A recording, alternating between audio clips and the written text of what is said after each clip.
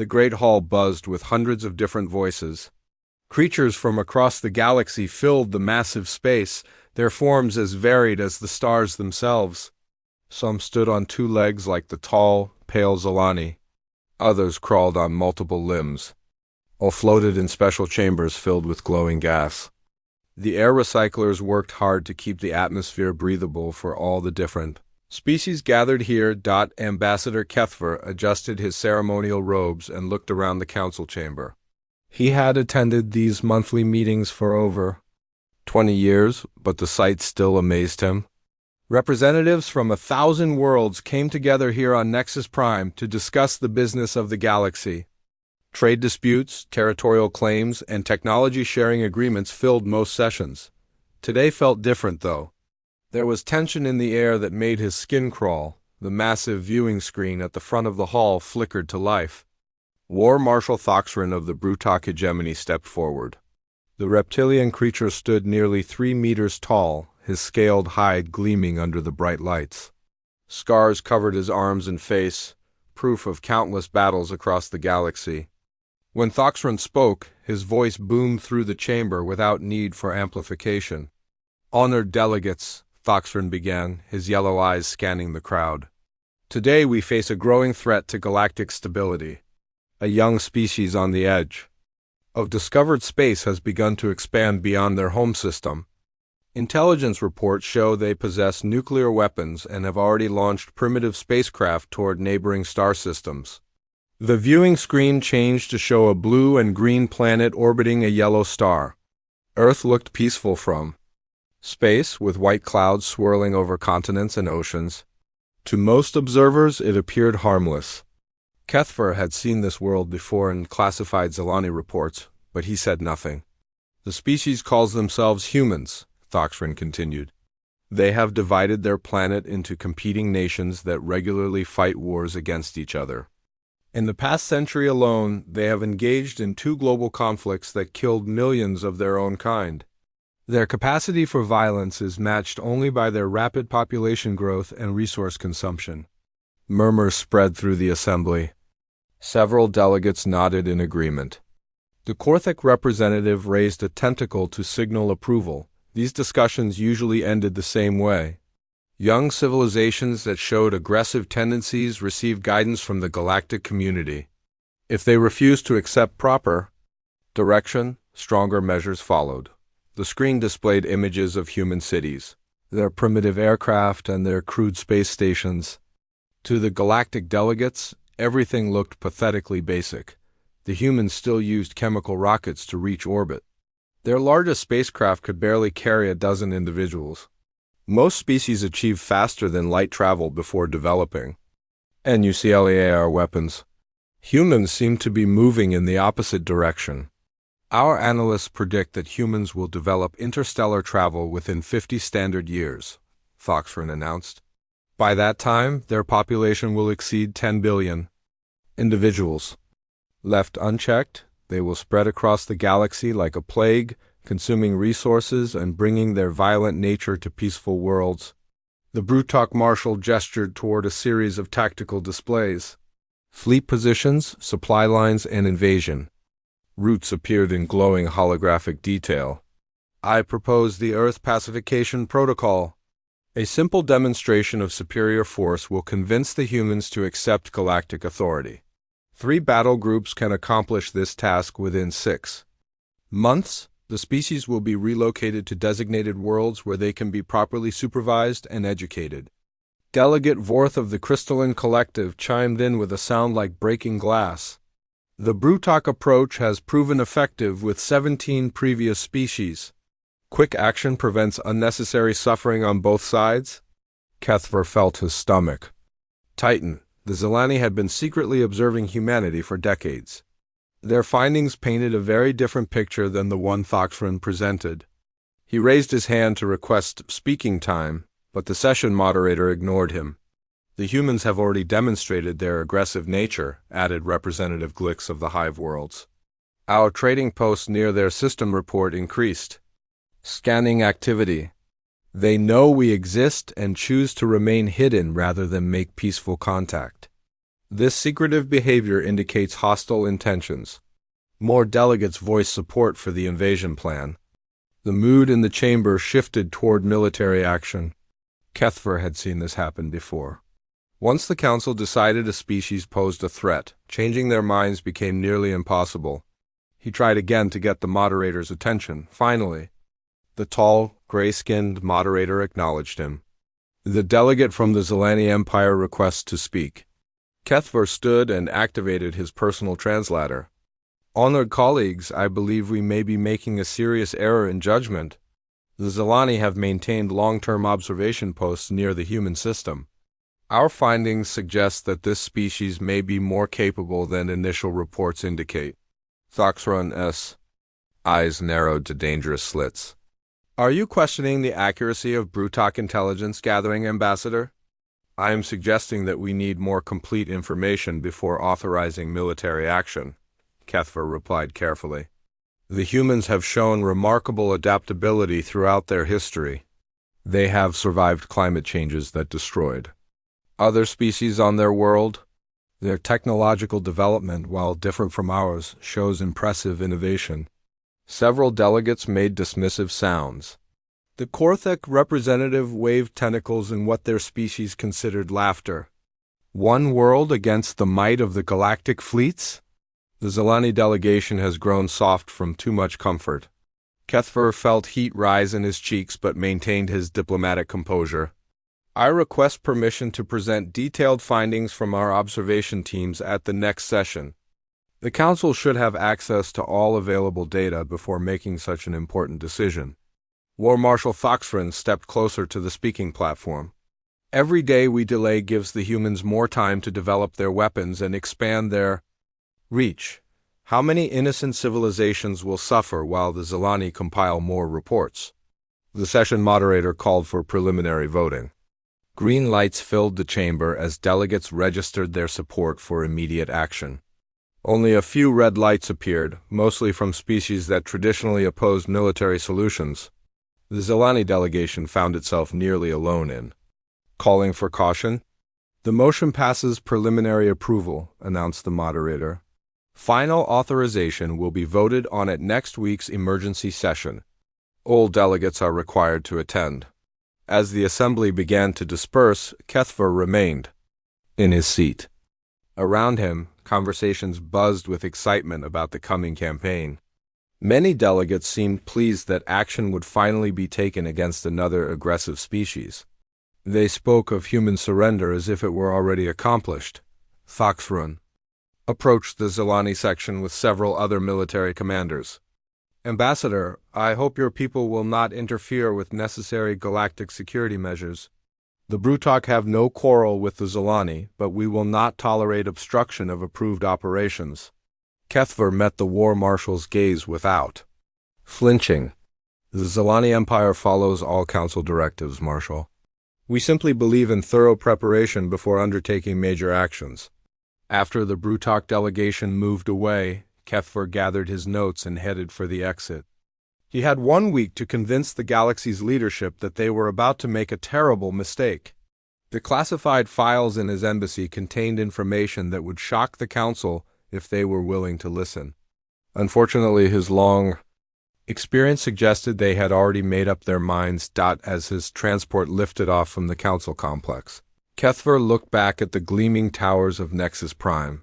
Soon, the GalaXY's attention would turn toward a small blue world orbiting an unremarkable yellow star. He could only hope that someone would survive the coming storm to learn from the mistakes about to be made. The Zelani embassy sat in the diplomatic quarter of Nexus Prime, its curved walls reflecting the city lights in the evening hours. Ambassador Kethver walked quickly through the security scanners and headed straight for his private office. His aide, a young Zelani named Vexstar, followed close behind with a datapad full of urgent messages. Cancel all my appointments for the next 3 days, Kethver said as he settled behind his desk. I need access to the restricted observation files from the Sol system. Vexstar's eyes widened. Those files carried the highest security classification in the Zelani Empire. Sir, are you certain? The Council of Elders specifically ordered that information to remain sealed until further notice. The Council is about to vote for a war that could destroy us all, Kethfer replied. He placed his palm on the biometric scanner built into his desk. Emergency Authorization Code 77 Alpha. Grant me full access to Project Distant Watch. The office lights dimmed as holographic displays filled the air around them. Decades of accumulated data from the secret observation post in the outer reaches of the Sol system materialized before their eyes. Video feeds, sensor readings, and detailed analysis reports created a three-dimensional picture of human civilization that few beings in the galaxy had ever seen. Kethfer gestured toward the first set of files. Look at this footage from there. Arctic regions? Humans living and working in temperatures that would kill most galactic species within minutes. They build entire settlements in these frozen wastelands and operate complex machinery in conditions that our engineers consider impossible. The display showed human researchers in thick clothing studying ice formations. Their breath formed clouds in the bitter cold, but they continued their work for hours. Other humans operated vehicles across the frozen landscape, transporting supplies and equipment with practiced efficiency. Now observe their desert regions, Kethfer continued. The scene changed to show humans working under a blazing sun in temperatures that reached dangerous levels. Construction crews built roads across scorching sand dunes. Military units conducted training exercises in heat that would disable most alien species. They adapt their behavior and technology to survive in environments across their entire planet. This flexibility gives them advantages that our tactical computers cannot calculate. Vexstar studied the images with growing concern. These environmental tolerances exceed anything in our databases. How did the Brutok intelligence reports miss this information? Because they only looked at human technology and military capabilities, Kethfer explained. They measured spacecraft thrust ratios and nuclear weapon yields. They counted armies and evaluated communication networks. But they never studied what makes humans truly dangerous. The ambassador opened another file section. This one contained footage of human conflicts throughout their history. Battle scenes from different time periods showed humans facing impossible odds and finding ways to win. Small groups of fighters defeated much larger armies through clever tactics and determination. Outnumbered defenders held strategic positions against overwhelming attacks until reinforcements arrived. Watch this engagement from their Second World War, Kethfer said, highlighting a particular battle. A few hundred human soldiers held a bridge against thousands of enemy troops for 3 days. They used inferior weapons and had no air support. By all logical analysis, they should have been defeated in the first hour. Instead, they held their position until friendly forces could mount a counterattack. The display showed human soldiers moving through rubble and smoke, carrying wounded comrades while maintaining defensive positions. Their faces showed exhaustion and fear, but they continued fighting even when their situation appeared hopeless. Enemy forces with superior numbers and equipment could not break through their lines. This pattern repeats throughout human history, Kethfer continued. They specialize in turning disadvantages into advantages. When facing superior technology, they find ways to neutralize it.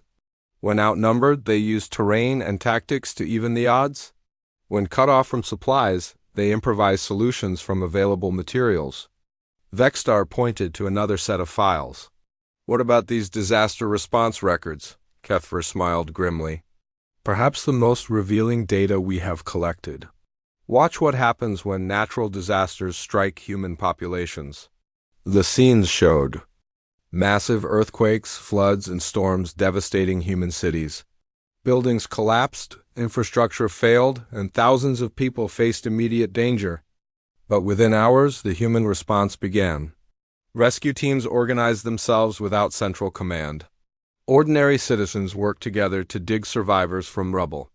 Resources moved from unaffected areas to disaster zones with remarkable speed. Notice how quickly they mobilize, Kethfer observed. No other species we have studied can coordinate such rapid, large-scale responses.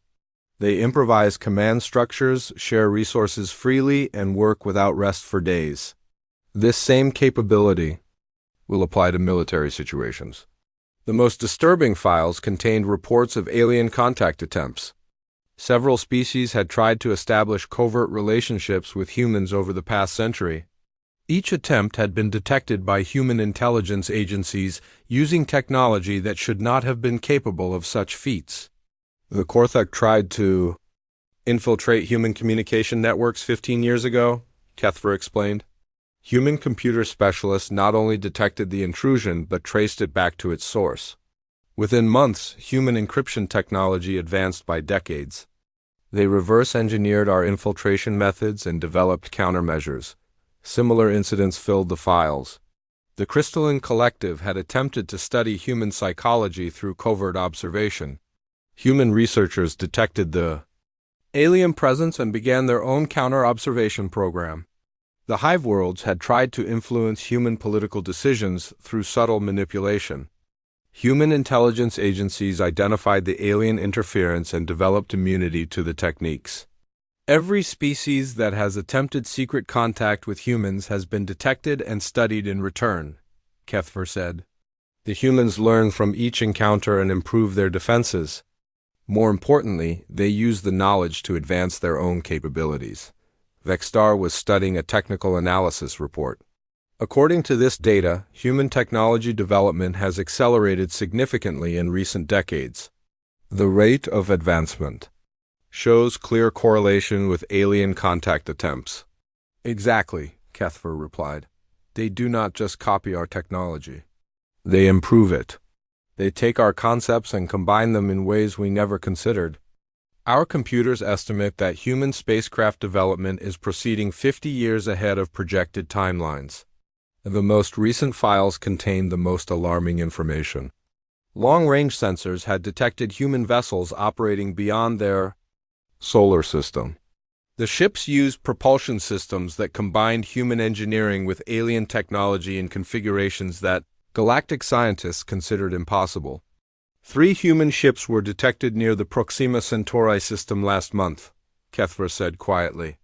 They were conducting systematic exploration of the star system using scanning techniques that match our own capabilities. When our observation post tried to get closer readings, the human ships detected the surveillance attempt and withdrew. Vextar stared at the data in disbelief. But the Brutok intelligence reports claim humans have not developed faster than light travel. The Brutok reports are based on outdated information and faulty assumptions, Kethver replied. They assume human development follows the same patterns as other species. They expect gradual progress and predictable technological advancement. Humans do not follow these rules. The ambassador closed the files and leaned back in his chair. Around them, the holographic displays faded back into darkness. The weight of the information settled over both Solani like a heavy blanket. What do we do with this knowledge? Vextar asked. Kethver stood and walked to the window overlooking the city. Below them, representatives from hundreds of species went about their evening activities unaware of the storm approaching. In a few days, the galaxy would vote to attack a species that none of them truly understood. We try to save them from their own arrogance, he said finally. We prepare a presentation that will shock the Council into reconsidering their decision. And we hope that someone will listen before it is too late. Outside the embassy, the lights of Nexus Prime twinkled like stars. Soon those same lights might witness the beginning of a war that would change the galaxy forever. The emergency session of the Galactic Council convened 3 days earlier than scheduled. News had spread quickly through the diplomatic quarter that human ships had been detected outside their solar system. The discovery had pushed several fence-sitting delegates firmly into the invasion camp. Fear often made better arguments than logic in political chambers. Ambassador Kethver stood at the presentation podium, his prepared materials displayed on the massive viewing screen behind him. The hall buzzed with nervous energy as hundreds of delegates waited to hear what the Zilani had discovered. War Marshal Foxran sat in the front row, his scaled face showing obvious irritation at the delay to his military plans. Honored delegates, Kethver began, his voice carrying clearly through the chamber's acoustics. The Zelani Empire has maintained observation posts near the human system for over 40 standard years. Our findings reveal capabilities that contradict the intelligence presented at our previous session. The screen displayed footage of humans working in extreme environments. Arctic research stations, desert mining operations, and deep ocean facilities showed a species that thrived in conditions most galactic civilizations considered uninhabitable. Murmurs rippled through the assembly as Delegate saw humans functioning, normally in temperatures and pressures that would kill their own people. Observe their adaptability, Kethver continued. Humans modify their environment rather than allowing it to modify them. They build cities in frozen wastelands, establish colonies in burning deserts, and operate permanent bases beneath kilometers of ocean water. This flexibility extends to their military thinking. The display changed to show historical human conflicts. Battle footage demonstrated tactical innovations that emerged during combat situations. Small units defeating larger forces through unexpected strategies, defensive positions held against impossible odds. Rapid technological advancement driven by immediate necessity. Delegate Vorth of the Crystalline Collective made a dismissive chiming sound. Primitive warfare between tribal groups proves nothing about their ability to face galactic military technology. With respect, Delegate Vorth, you are missing the critical point, Kethver replied. These examples demonstrate how humans respond. To superior force, they do not surrender, they adapt. They innovate. They find weaknesses in systems that their enemies consider perfect. War Marshal Thoxfren rose from his seat without requesting permission to speak. Ambassador Kethver, the Brutok hegemony has conquered 17 species in the past 2 centuries. Each one showed courage and determination. Each one fell to superior technology and tactical doctrine within standard campaign timeframes. Primitive bravery cannot overcome the fundamental laws of physics. The Brutok Marshal gestured toward his own tactical displays. Our battle groups carry weapons that can crack planets. Our shields can deflect any energy weapon these humans possess. Our faster-than-light capabilities give us strategic mobility they cannot match. The outcome of this campaign is not in question. Kethver activated the next section of his presentation. Marshal Thoxfren, I present evidence that human technological capabilities exceed your intelligence estimates by significant margins. The screen showed detailed analysis of human spacecraft detected beyond their solar system. Technical specifications revealed propulsion systems that combined human engineering with principles that could only have come from alien technology. The ships demonstrated performance characteristics that should have been impossible for a species. At their theoretical development level, these vessels incorporate design elements from at least 4 different galactic civilizations, Kethver explained. The humans have not only detected our covert observation attempts, but have successfully reverse-engineered our technology. They are improving upon our designs in ways our own scientists consider impossible. Representative Glix of the Hive Worlds buzzed with agitation. If this data is accurate, then the humans have been stealing our technology for decades. This proves they are a threat that must be eliminated immediately. The humans have been learning from us, Kethver corrected. Every species that has attempted covert contact has been detected and studied. The humans use this knowledge to advance their own capabilities. They do not simply copy our technology. They improve it. The ambassador displayed comparison charts, showing human technological advancement over the past 50 years. The rate of progress showed clear acceleration following each alien contact attempt. Developments that should have taken centuries were accomplished in decades. Breakthrough discoveries appeared with suspicious timing after alien surveillance. Operations. The pattern is clear, Kethver continued. Human innovation accelerates under pressure. The more advanced the challenge they face, the more rapidly they develop solutions. Military invasion will not find them unprepared. It will find them at their most dangerous. War Marshal Thoxfren slammed his fist on the desk in front of him. Enough speculation. The Brutok fleet has faced adaptive enemies before. We adjust our tactics as necessary. No single world can stand against the combined might of 3 battle groups. Marshal, you are thinking like a traditional galactic military commander, Kethver warned. You expect the enemy to follow predictable patterns. You plan for conventional responses to conventional threats. Humans do not follow conventional patterns. The Korthic representative waved tentacles dismissively. The Zelani proposal would have us fear shadows and rumors. Military intelligence has confirmed human capabilities. Their nuclear weapons are primitive. Their spacecraft are slow and limited. Their military forces are divided among competing nations. Swift action will prevent them from becoming a genuine threat.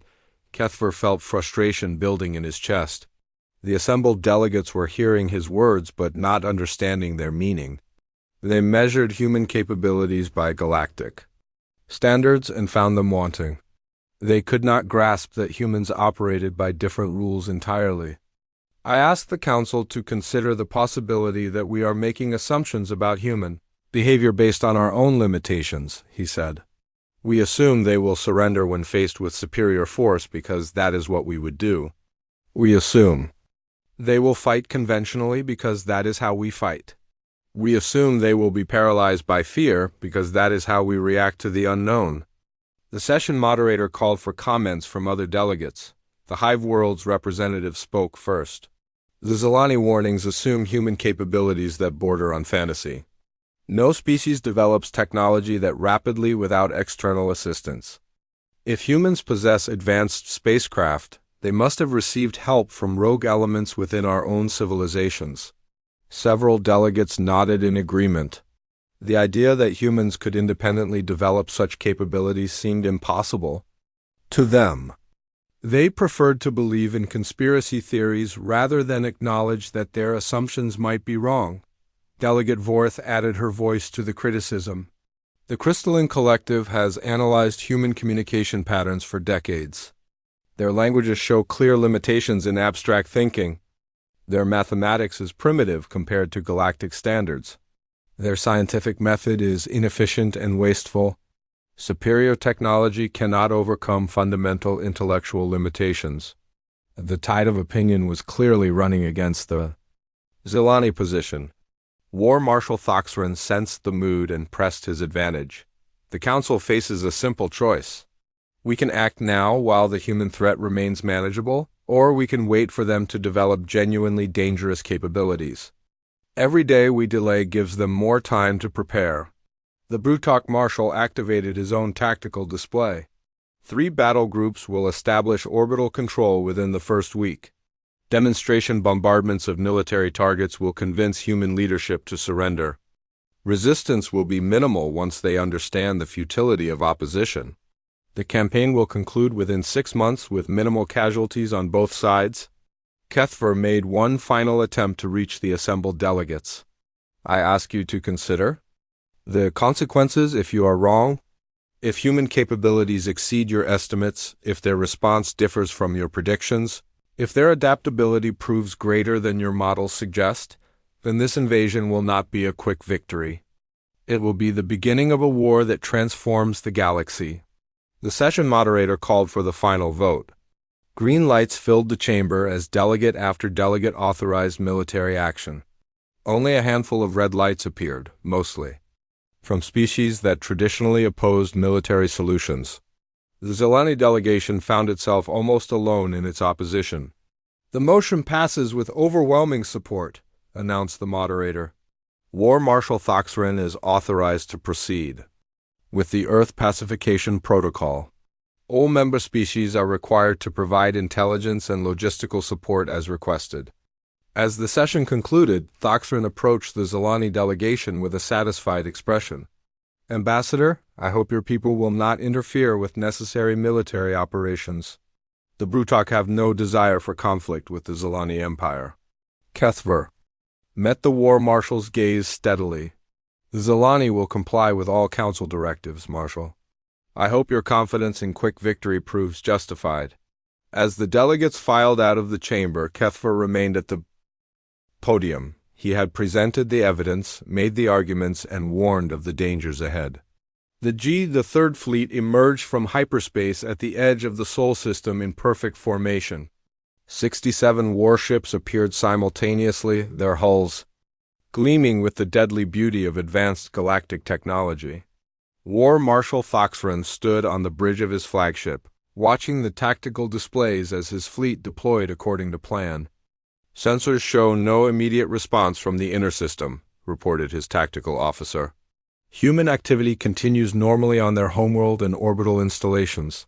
Thoxren nodded with satisfaction. The humans had not detected their arrival, which meant their intelligence reports were accurate.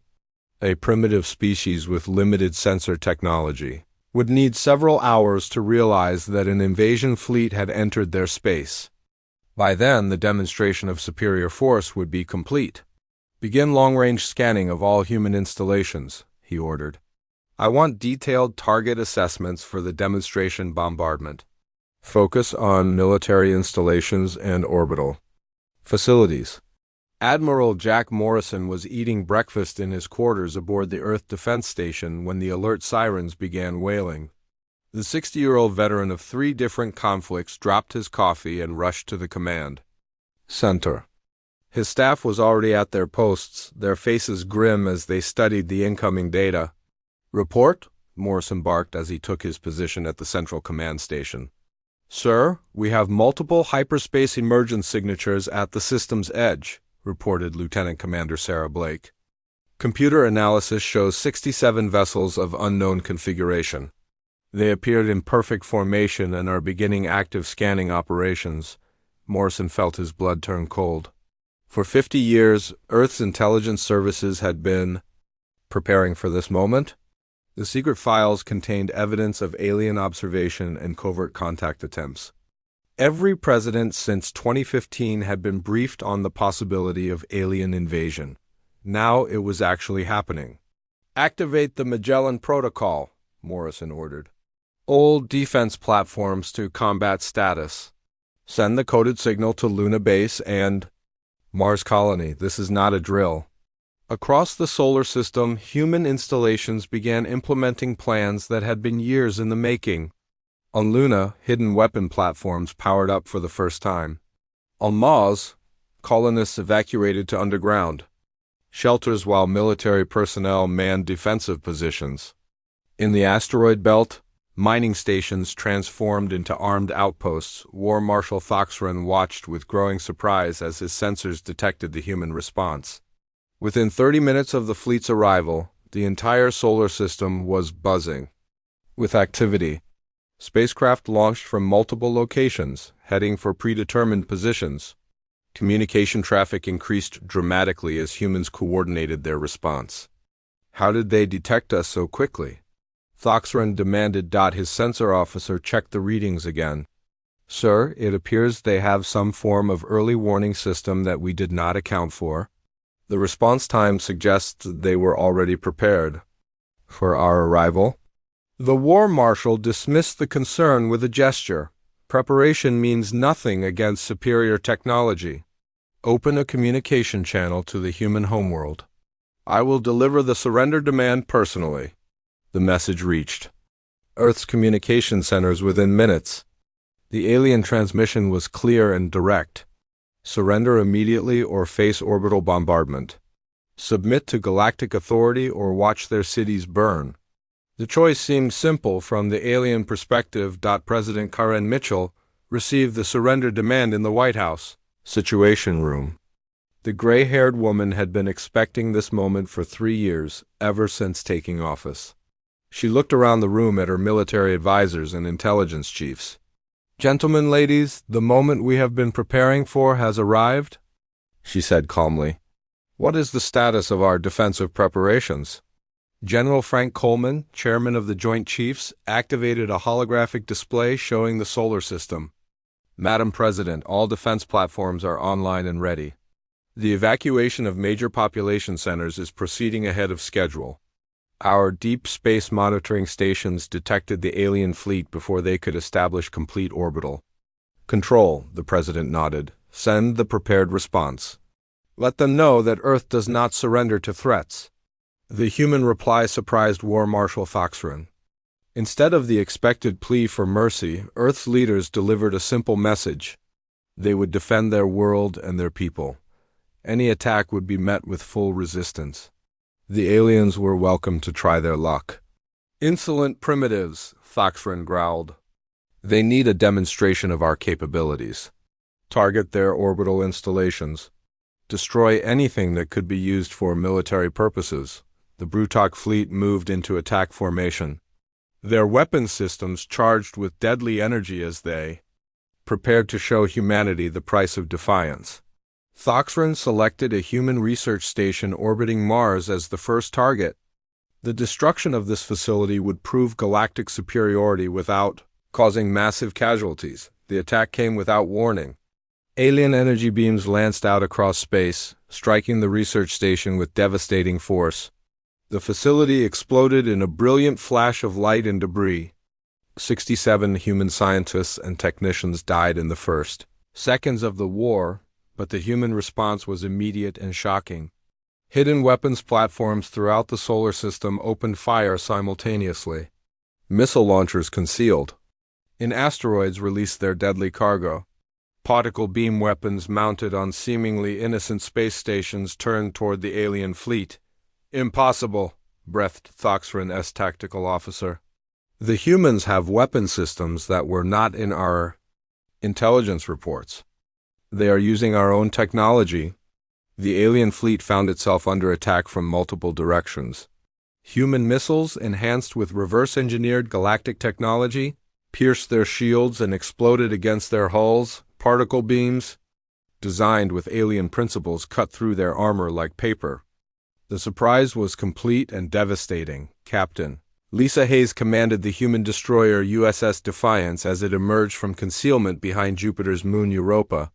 Her ship was one of 12 vessels built using alien technology recovered from crashed probes and observation satellites.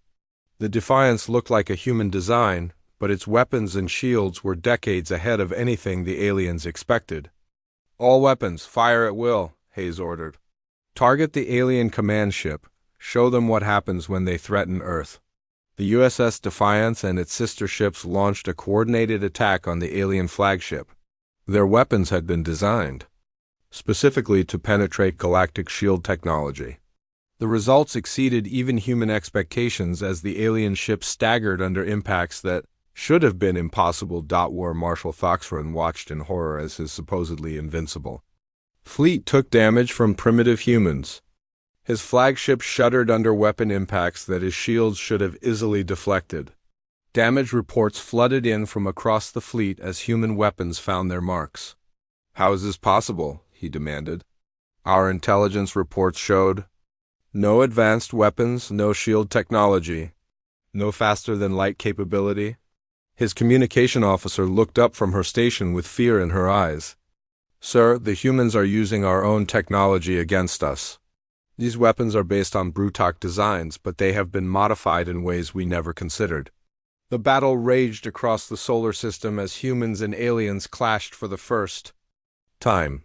Every assumption the galactic military had made about human capabilities proved wrong. The humans fought with weapons that should not exist, using tactics that defied conventional military doctrine. Colonel Ryan Mitchell led a squadron of fighters in an attack on the alien supply ships. His pilots flew craft that combined human maneuverability with alien technology. They darted between the massive enemy vessels like angry wasps, striking at vulnerable points with surgical precision. This is Volf leader to all units, Mitchell. Broadcast, remember your training? Hit them hard and fast. These invaders picked the wrong planet to threaten. The alien fleet began to withdraw as casualties mounted. War Marshal Thoxren had expected a quick victory against a primitive species. Instead, he found himself fighting a technologically advanced enemy that seemed to know exactly how to hurt his ships. Sir, we are taking heavy losses, reported his tactical officer. The humans have weapons and defensive systems that exceed our intelligence estimates by orders of magnitude. I recommend we withdraw to regroup and request reinforcements. Thoxren. stared at the battle displays with growing disbelief. His perfect invasion plan was falling apart. The humans were not supposed to be able to fight back. They were supposed to surrender when faced with superior galactic technology. "Begin withdrawal to the outer system," he ordered reluctantly. "We will establish a defensive perimeter while we assess the situation." As the alien fleet retreated, humans across the solar system celebrated their first victory. But their leaders knew this was only the beginning. The galaxy now knew that Earth would fight back. The next attack would be larger and more determined. Admiral Morrison watched the alien fleet pull back and allowed himself a moment of satisfaction. Years of preparation had paid off. The secret weapons programs, the hidden defensive platforms, the reverse-engineered alien technology, all of I. 3 weeks after the first battle, the alien fleet remained at the edge of the solar system, licking its wounds and calling for reinforcements. War Marshal Thoxren had lost 12 ships and over 3,000 crew members in what was supposed to be a simple demonstration of power. The humans had proven they could fight back, but the war was far from over. Colonel Ryan Mitchell floated in zero gravity aboard the captured alien cruiser New Hope. His team of engineers and scientists worked around the clock to understand the advanced technology they had seized during a daring raid on damaged enemy vessels. The ship's computer systems contained information that would change everything. "Colonel, you need to see this," called Dr. Amy Carter from the Alien Computer Corps. The brilliant xenotechnology specialist had been working non-stop to crack the alien databases. "I have accessed their tactical network. The information here goes far beyond military planning." Mitchell pushed himself through the ship's corridors to reach the computer section. The alien vessels still smelled strange, filled with atmospheric gases that the original crew had needed to survive. Human technicians had replaced the alien atmosphere with breathable air, but traces of the foreign environment remained. "What did you find, Doctor?" Mitchell asked as he anchored himself near the computer displays. Dr. Carter pointed to streams of data flowing across multiple screens. Complete fleet compositions, supply routes, and communication protocols for the entire galactic military. But more importantly, political intelligence about the species that ordered this invasion. The galaxy is not as united as they pretended. The captured data revealed fractures within the Galactic Alliance. Several species had opposed the invasion but were forced to go along with the majority decision. Others provided only minimal support, hoping the humans would inflict enough damage to weaken their political rivals. The unity that the aliens had projected was largely an illusion. "There is something else," Dr. Carter continued. "The aliens have been monitoring us for decades, but they missed our most important developments. They do not know about the underground cities, the hidden shipyards, or the extent of our technological advancement. They still think they are fighting a primitive civilization." Meanwhile, on Earth, production facilities that had been disguised as civilian manufacturing plants revealed their true purpose. Underground factories that appeared to produce consumer goods were actually building advanced weapons and spacecraft. The global war effort that humans had been secretly preparing for years was finally activated. Commander Steve Johnson led a squadron of the newest human fighters toward the alien fleet's defensive perimeter. His ships looked similar to earlier human designs, but their internal systems incorporated the latest discoveries from captured alien technology.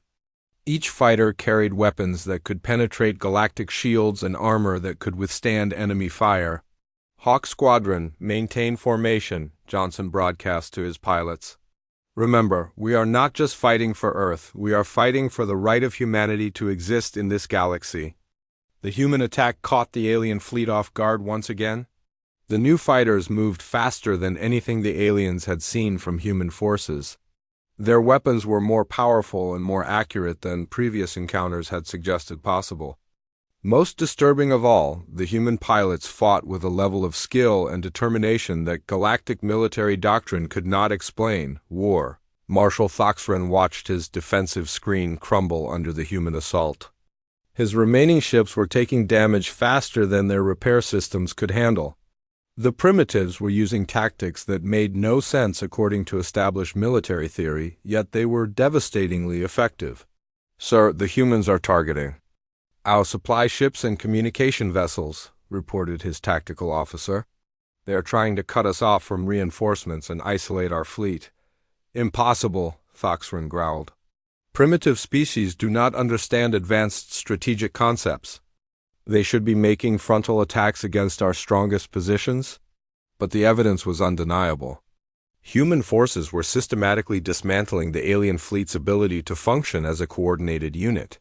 They struck at weak points, avoided strong defenses, and used the aliens' own assumptions against them. Every move demonstrated deep understanding of galactic military principles combined with human innovation. The turning point came when human forces launched a coordinated strike against the alien fleet's main command ship. Captain Lisa Hayes led the attack, commanding a task force of 12 destroyers that had been hidden in the asteroid belt for weeks. The ships emerged from concealment simultaneously, catching the aliens completely unprepared. All ships, target the flagship, Hayes ordered. We end this war today. The human destroyers unleashed everything they had at the alien command vessel. Missiles, energy beams, and kinetic projectiles hammered the massive ship from multiple directions. The alien shields, designed to deflect conventional galactic weapons, proved inadequate against human innovations that combined multiple technologies in unexpected ways. War Marshal Thoxrin felt his flagship shudder under the relentless bombardment. His bridge crew worked desperately to maintain shields and weapons, but human fire was overwhelming their defenses. For the first time in his military career, the Brutok Marshal faced the possibility of defeat at the hands of a supposedly primitive species. Sir, shield generators are failing, his engineering officer reported. Hull breaches on multiple decks. We cannot maintain defensive systems much longer. The Marshal looked around his damaged bridge at the faces of his crew. These were veterans of dozens of successful campaigns against species throughout the galaxy. They had never experienced anything like the fierce resistance that humans had shown. The primitives were supposed to surrender when faced with superior technology, not fight back with weapons that should not exist. Open a communication channel. To the human fleet, Thoxrin ordered reluctantly. Captain Hayes received the alien surrender request with grim satisfaction. The war that was supposed to last 6 months had been decided in less than 4 weeks. The galactic fleet that had arrived expecting easy victory was now asking for terms of surrender from the species they had planned to conquer. This is Captain Hayes of the Earth Defense Force, she replied to the alien transmission. You attacked our people without provocation. You threatened our world and killed our citizens. What terms do you think you deserve? The negotiations that followed established humanity as a force to be respected in galactic politics. The surviving alien ships were allowed to leave the solar system, but only after providing complete intelligence about galactic military capabilities and political structures. War Marshal Thoxrin himself was taken prisoner, along with key members of his command staff. Ambassador Kethver received news of the invasion's failure while attending another council session on Nexus Prime, the Galactic. Delegates sat in stunned silence as reports of the military disaster reached them. The Third Fleet, one of the most powerful military forces in the galaxy, had been defeated by a species that most representatives still considered primitive. This is impossible, declared Representative Glix of the Hive Worlds. No single world can defeat an entire galactic battle fleet. The reports must be exaggerated, but the evidence was overwhelming. Communication intercepts, battle recordings, and testimonies from surviving alien crew members all told the same story. The humans had not just defeated the invasion, they had done so using superior tactics, advanced technology, and a level of determination that galactic military planners had never encountered. The humans have proven they are not the primitive species we assumed, Kethver said quietly. They have demonstrated technological capabilities that exceed our own in several areas. More importantly, they have shown that they will fight to defend their independence regardless of the odds against them. The aftermath of the failed invasion sent shockwaves throughout galactic civilization. Species that had supported the attack now faced the possibility of human retaliation. Those that had opposed the invasion suddenly found themselves in a stronger political position. The balance of power that had existed for centuries was shifting. 6 months later, human ships began appearing in star systems throughout the galaxy. They came not as conquerors but as explorers and traders. The technology they offered was advanced beyond anything most species had seen. Their diplomats spoke of peaceful cooperation and mutual benefit, but their military capabilities were never far from anyone's thoughts. Dr. Amy Carter, now serving as Earth's chief technology advisor, often reflected on how quickly everything had changed. The galaxy that had dismissed humanity as primitive now competed for human attention and friendship. The species that had voted for invasion now sent ambassadors, seeking trade agreements and defensive alliances. The failed invasion had accomplished something that centuries of galactic politics had not. It had introduced a new major power that would reshape relationships throughout known space. Humanity had not asked to join the galactic community as equals. They had forced recognition through strength and determination. As human ships spread across the galaxy, carrying explorers, scientists, and traders to distant worlds, one truth became clear to every species.